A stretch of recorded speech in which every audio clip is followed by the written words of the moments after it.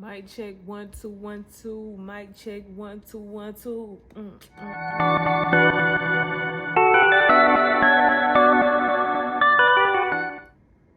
Hey y'all.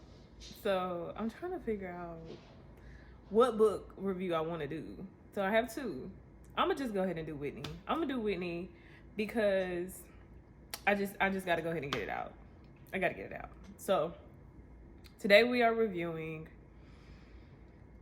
A Song for You, My Life with Whitney, Robin Crawford. It was a good book. It was a good book. Good book. I also want to say, like, don't judge my background, because if you watch my little clip that I'm gonna put up, or it's probably gonna be like short or something. I don't know, but nothing to get done. I will never be the creator that I want to be if sometimes it don't look like this behind me. So it is what it is. Judge your mama. Okay, I'm doing this because I'm about to pass this book off, even though it's not mine. And I just wanted y'all to see I have the book, and I actually read all of it. So I'm going to let my friend borrow it before I take it back to the Library of Will. And yeah, so I just wanted y'all to see, book in hand, and I'm just passing it off for a week or so. And I won't have it when I do the review, so here she is. And yeah, it was really good, man. I read this book during Christmas, like a little bit after Christmas, and like my life was just like, ooh. So to read this story of our icon, Whitney Houston, I'm like, you can't win for losing. Clearly, you know, to whom much is given, much is expected.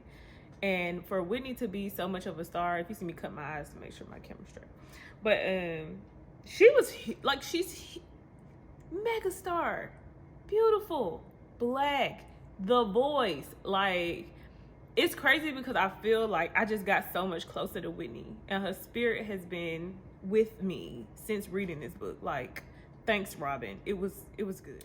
For those that are like looking for the tea and stuff like that, I feel like it is tea. It is tea, but it's not malicious tea. It isn't nasty tea. This is what it was. This was my friend. This was a lover. I loved this woman, and this was my story with her. And I just felt like it translated really well. At least I took it that way. I felt like this book was really written with intention and love, and I just was really emotional really reading the book. I might get a little emotional now.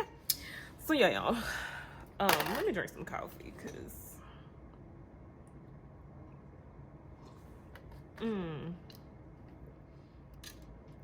this coffee good, y'all.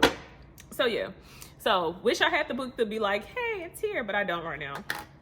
I lent it out, but I do have like a little to show y'all for sure. I did have the book, and I was in the car the day I loaned it out. So long story short, back to the book.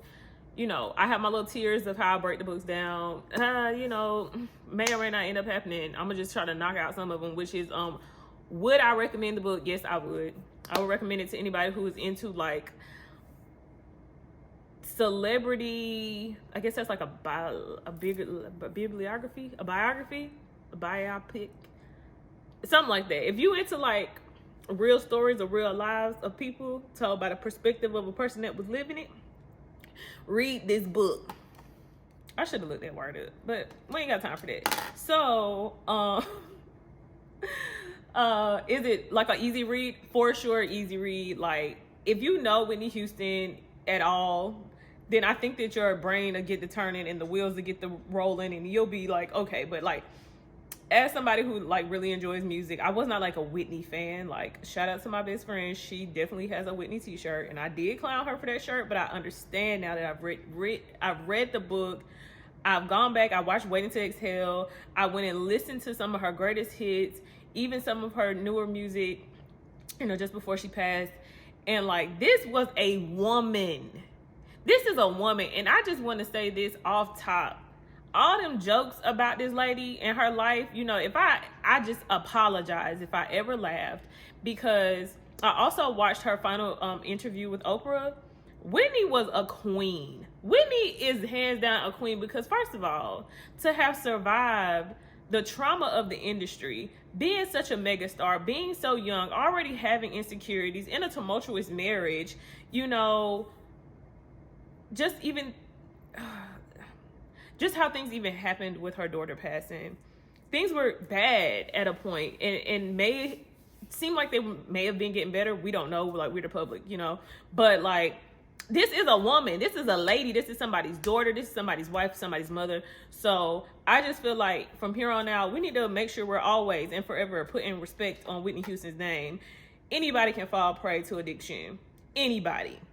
And from reading this book, that battle was going to be uphill anyway. So yes, I have immersed myself in like all things Whitney for a while, and that's part of why it took me a moment to kind of get to this, because I just felt like I needed to make sure I said the right things to honor her spirit, because I have best friends, I have women that I consider sisters, and I could only imagine if I also had this romantic component with them, how devastating it would be to have lived and loved with this person, and then they end up getting trapped into a lifestyle that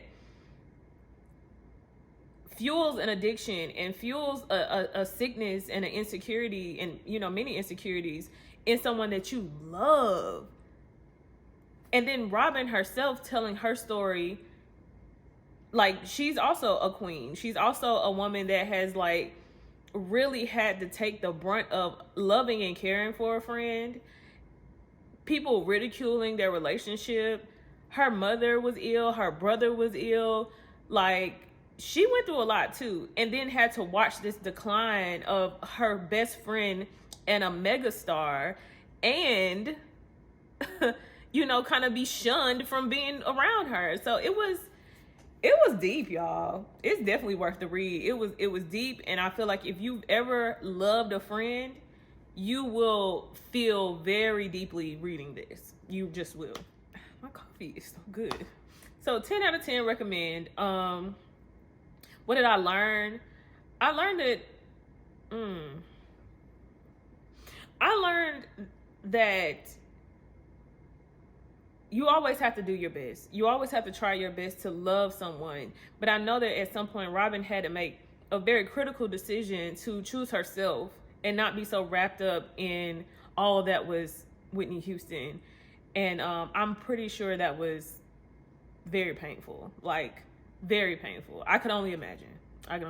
So I learned that we have to be gracious and give grace.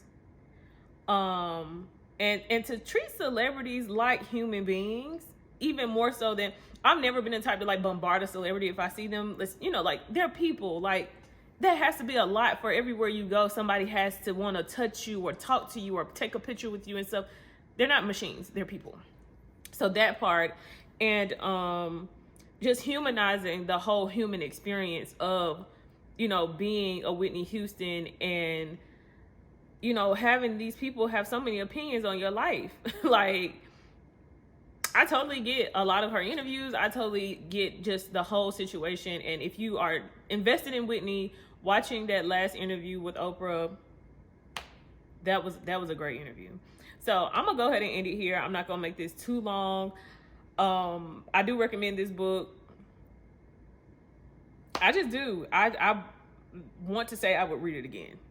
I don't. It was such an easy. It was such an easy read. I think I read it in like 7 days. So yeah, it was good. It was really good. So until next time, y'all. This was my review on A Song for You, My Life with Whitney Houston. I want to say I'm saying that right. Hopefully I am. But anyway, I hope y'all, if you liked this book or if you plan on reading it or whatever, talk to me in the comments. Peace. Okay, I know better. It's peace. Peace. This is Franco. I want to thank y'all for tuning in. Please like, share, and subscribe, and follow me on Instagram, Big Franco the One.